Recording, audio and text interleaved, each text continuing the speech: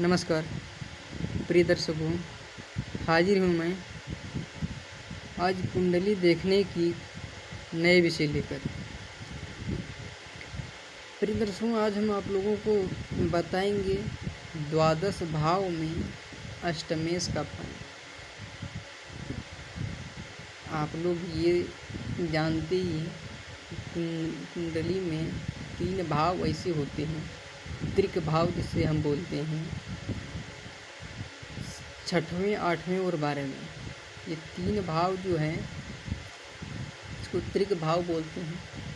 यहाँ जब कोई ग्रह मतलब किसी भाव के स्वामी आके इस भाव में बैठते हैं तो उस भाव से संबंधित फल में कमी आ जाती है। उस भाव से जो हमें मिलने वाला था, जिस चीज़ का मतलब वो कारक होते हैं, उसमें कमी आ जाती है।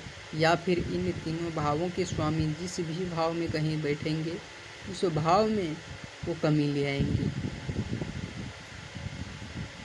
अच्छा, अष्टम भाव की जब विचार हो तो ये भी आप लोग सुने होंगे कि अष्टम भाव से मृत्यु का विचार होता है। अष्टम भाव से मृत्यु का विचार होता है तो आयु की विचार कहाँ से होगी? आयु के लिए कोई नई भाव इसमें नहीं है, आयु की भी यहीं से विचार होती है। अष्टम भाव को गुप्तांग भी कहते हैं। यहाँ से गुप्त चीज़ों की भी विचार होती है, आध्यात्म का भी विचार होता है।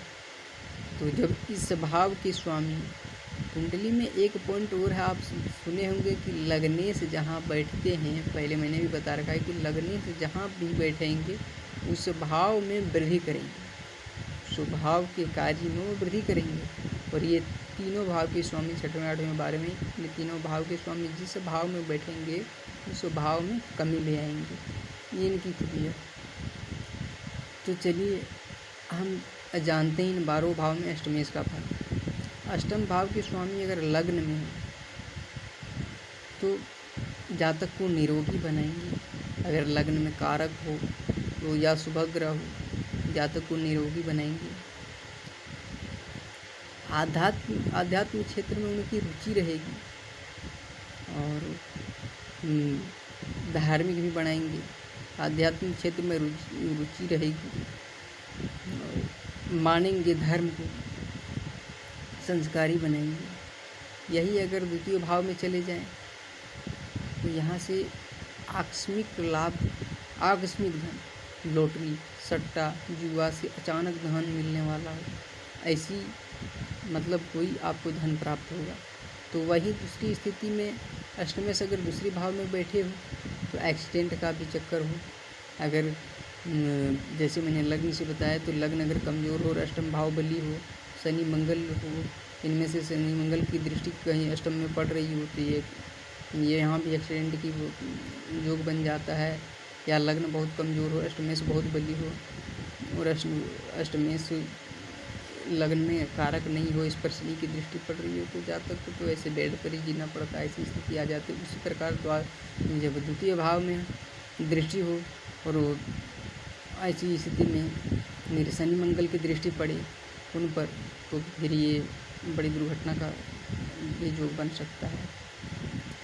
आप कहेंगे कि लग्न में ऐसी स्थिति नहीं है, द्वितीय में क्यों? द्वितीय में इसलिए क्योंकि ये 8वां भाव जो है कुंडली में, मैंने आपको बताया त्रिक भाव है, अवयोग की जगह इसे अवयोग माना जाता है, इसे मारक भाव माना जाता है। और इसी के सामने ये 7वें भाव, इनसे मतलब 7वां घर में ये द्वितीय भाव पढ़ने के कारण इसे भी मारक माना जाता है।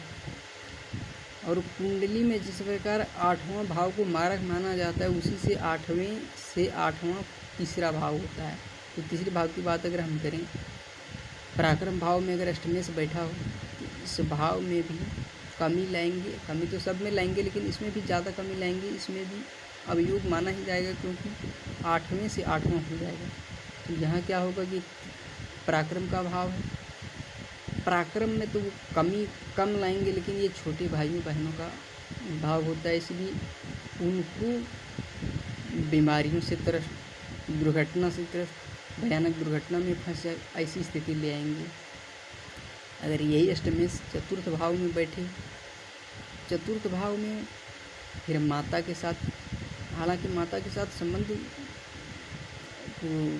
खराब नहीं करेंगे, लेकिन स्वास्थ्य बिगाड़ देंगे माता की। उतना ज़्यादा कलह नहीं होगी, कलह की मतलब स्थिति नहीं बनेगी, लेकिन फिर भी स्वास्थ्य बहुत गड़बड़ रहेगी।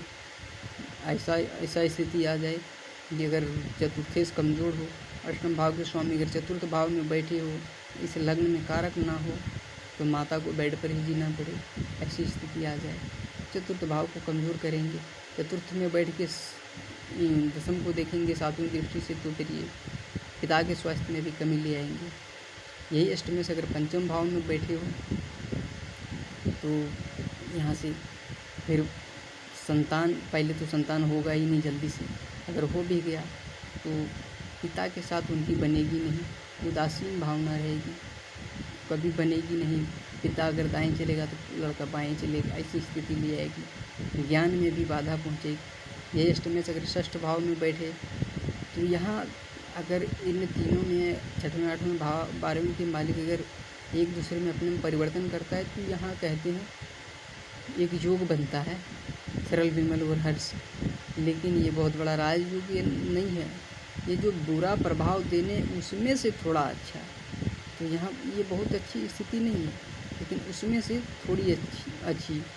हालांकि यहाँ भी ये रोग की भाव है और ये ऋण का भाव है, तो उस स्थिति में ये परेशान करेंगे ही करेंगे, उसमें तो समस्या ले ही आएंगे, उसमें वृद्धि करेंगे। यही अष्टमेश अगर सप्तम भाव में बैठे, तो फिर सब दाम्पत्य सुख में ये कमी ले आएंगे। पत्नी के साथ मतभेद होने लगेगा, एक जगह रहने के बाद भी दूरियां हो जाएगी, दाम्पत्य सुख नहीं मिलेगी, उदासीन जीवन बीतने लगेगा। यही अष्टमेश अगर अष्टम में ही बैठे हो, यहाँ से आयु का विचार होता है। अष्टमेश अगर मजबूत हो तो आयु तो आपकी सही रहेगी, कहीं से शनि और राहु की दृष्टि ना हो तब कोई दिक्कत नहीं। अगर उन लोगों की दृष्टि तो, हालांकि शनि इस भाव में कारक होते हैं, आयु के कारक हैं, तो शनि से अगर यहाँ शनि बैठे हो फिर तो कोई दिक्कत नहीं, लेकिन शनि की दृष्टि हो तब ये बुरा करेंगे, क्योंकि शनि की दृष्टि खराब है। शनि जहाँ बैठते हैं वहाँ वृद्धि करते हैं, और शनि जहाँ देखते हैं उसमें कमी लाते हैं। तो शनि अगर बैठे हो फिर तो दिक्कत नहीं है, लेकिन अगर मंगल या कोई और ग्रह बैठे हो और कोई इस भाव में बैठे और शनि इस लग्न में कारक नहीं हो और इस भाव को देख रहे हो, आयु में वृद्धि करेंगे, लेकिन फिर रोग की समस्या ले आएंगे, टूट चपेट एक्सीडेंट की समस्या ले आएंगे। आध्यात्मिक क्षेत्र में आपकी रुचि बढ़ेगी और आकस्मिक धन का भी संभावना है, लेकिन चोट चपेट से सावधान थोड़ा रहना पड़ेगा। ये देखो, यही अष्टमेश अगर भाग्य भाव में बैठे, यहाँ धर्म कार्य में आपकी रुचि रहेगी। तंत्र मंत्र में, हालांकि यहाँ से भी आपकी आध्यात्मिक बताएं तो जैसे तंत्र मंत्र में ही उसी क्षेत्र की बात नहीं किया है। यही अगर नवम भाव में बैठे तो यहाँ से भी आपका तंत्र मंत्र में रुचि रहे। अगर अष्टमेश शुभग्रह है फिर तो ठीक है, या गुरु बन के अगर अष्टमेश गुरु बन के अगर भाग्य में बैठे फिर तो ठीक है, गुरु या शुक्र शुभग्रह कोई हो तो अच्छा है। लेकिन अगर पापग्रह हो तो फिर जानकारी थोड़ी रहेगी और ठग विद्या ज़्यादा करेंगे आप, लेकिन तंत्र मंत्र में रुचि रहेगी। और भाग्य की स्थिति जो है, भाग्य में कमी तो ये लाएंगे ही अगर पापग्रह है। शुभग्रह है तो कुछ हद तक ठीक है। यही अष्टमेश अगर दशम में बैठे तो कार्य में आपकी बाधा डालेंगे, आप जो काम कर रहे हैं उसमें बार बार उतार चढ़ाव आता रहेगा, पिता के स्वास्थ्य में कमी ले आएंगे। यही अष्टमेश अगर लाभ भाव में बैठे तो लाभ भाव में कोई भी ग्रह बैठे हुए बुरा प्रभाव नहीं देता, लाभ आपका निरंतर बना रहेगा। फलस्वरूप ये देखना है कि किस स्रोत से आ रहा है, क्योंकि अष्टमेश अगर बैठे हैं तो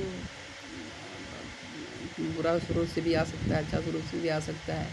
कौन सी आपका अष्टमेश कौन बन रहे हैं ये देखने से ये निर्भर करेगा उसको कैसा लाभ मिलेगा। हालांकि लाभ मिलता रहेगा जैसे क्षेत्र से मिले। यही अष्टमेश अगर द्वादश में बैठे तो अष्टमेश होके तो ज़्यादा बुरा नहीं देंगे, लेकिन हाँ द्वादश भाव में बैठे हैं तो ये खर्च का भाव है तो खर्च तो होगा ही होगा, खर्च में ये वृद्धि करेंगे ही करेंगे। इसके बाद कौन है अष्टमेश आपका कौन बन रहे हैं, लग्न में कारक है या नहीं, शुभ ग्रह है या पापक ग्रह, उस हिसाब से ये फल में वृद्धि करेंगे या कमी करेंगे। क्योंकि अगर पापक ग्रह हैं तो खर्च अनावश्यक चीज़ में, जैसे कोर्ट कचहरी का भाव होता है, यहाँ से कोर्ट कचहरी का भी विचार होता है, तो आपका पैसा कोर्ट कचहरी में जाएगा। अगर ये गुरु हैं या शुक्र हैं तो आपका खर्च ऐश्वर्य में आपके पीछे जाएगा। गुरु हैं तो फिर धर्म कार्यों में, तो इस हिसाब से विचार किया जाएगा। तो आशा करता हूँ प्रिय दर्शकों, आपको ये जो मैंने आप अष्टमेश का इन 12 भाव में दर्शा के जो बताया समझ में आया होगा। अगर नहीं समझ में आएगा दोबारा फिर हम अगली वीडियो लेकर बताएंगे आगे।